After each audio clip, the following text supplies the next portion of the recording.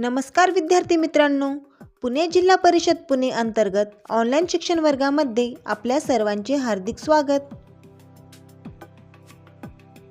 आज आपण अभ्यासणार आहोत इयत्ता 4 विषय परिसर अभ्यास भाग 2 घटक 16वा दक्षिणेतील मोहीम पान क्रमांक 60।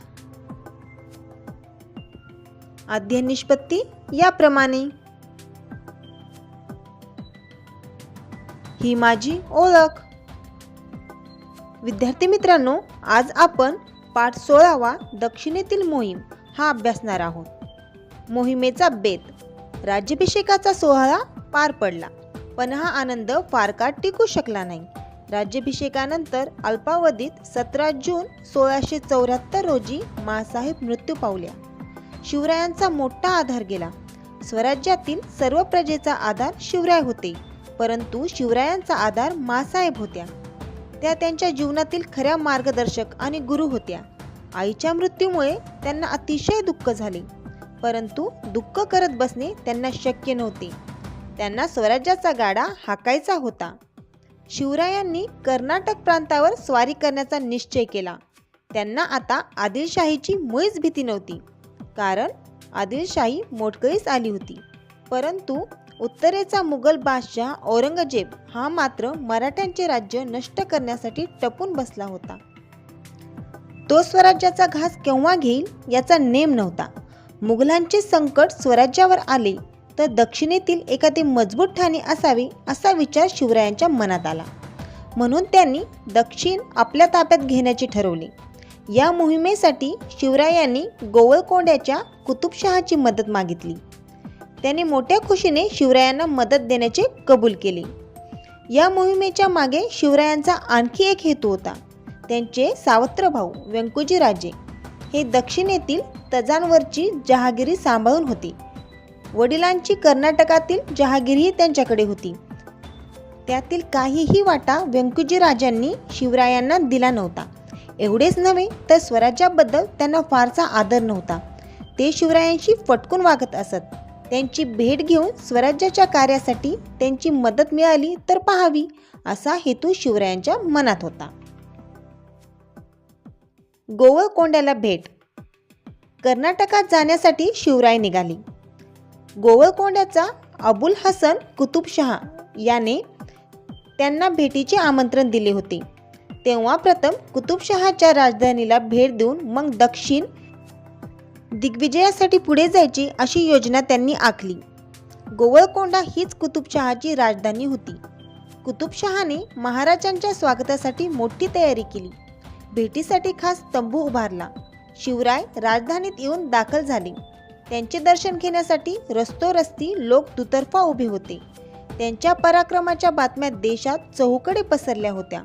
अफझलखानाचा वध, शाहिस्तेखानाची फटफजिती आणि आग्र्याहून सुटका या रोमहर्षक प्रसंगाची हकीकत देशभर पसरली होती। त्यामुळे तेथे महाराजांचे प्रचंड स्वागत झाले। घराघरातून लोक महाराजांवर फुलांचा वर्षाव करत होते। लोकांचे स्वागत स्वीकारून महाराज कुतुबशहाच्या दरबारात आले। कुतुबशहा त्यांना सामोरा गेला। त्यांनी महाराजांना खास तयार केलेल्या सिंहासनावर आपल्या बरोबरीने बसवले। त्यांनी महाराजांच्या सत्कारात कशाचीही कमतरता राहू दिली नाही।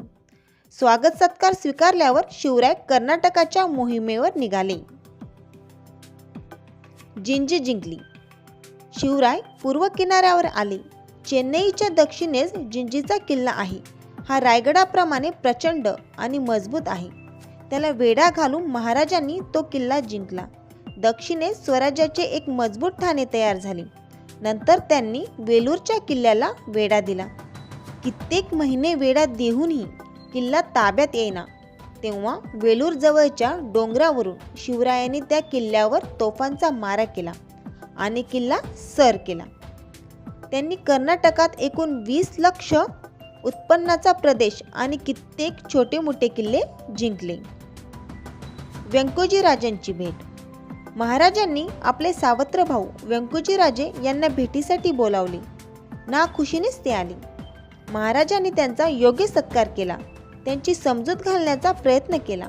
स्वराज्याच्या कार्यात व्यंकोजी राजांनी सहकार्य करावे अशी त्यांनी त्यांना गळ घातली। काही दिवस व्यंकोजी राजे महाराजांबरोबर राहिले, परंतु एका रात्री महाराजांना काही न कळवता ते तंजावरला निघून गेले आणि उलट त्यांच्या फौजेवरच त्यांनी हल्ला केला.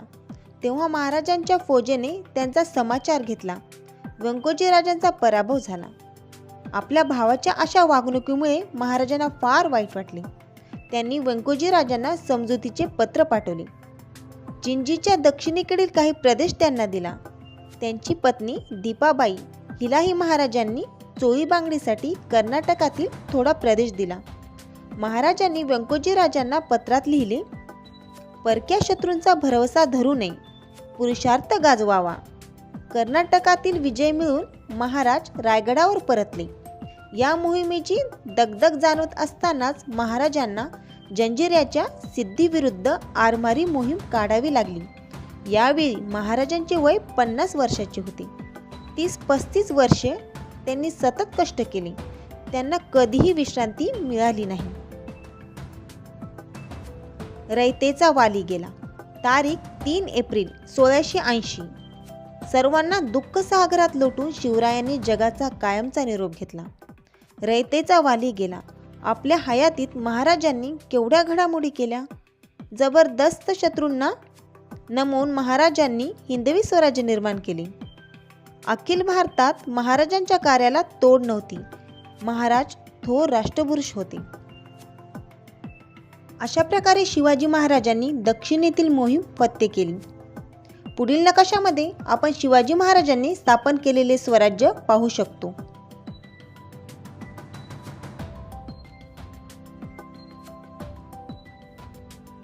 व्हिडिओ पाहिल्याबद्दल धन्यवाद.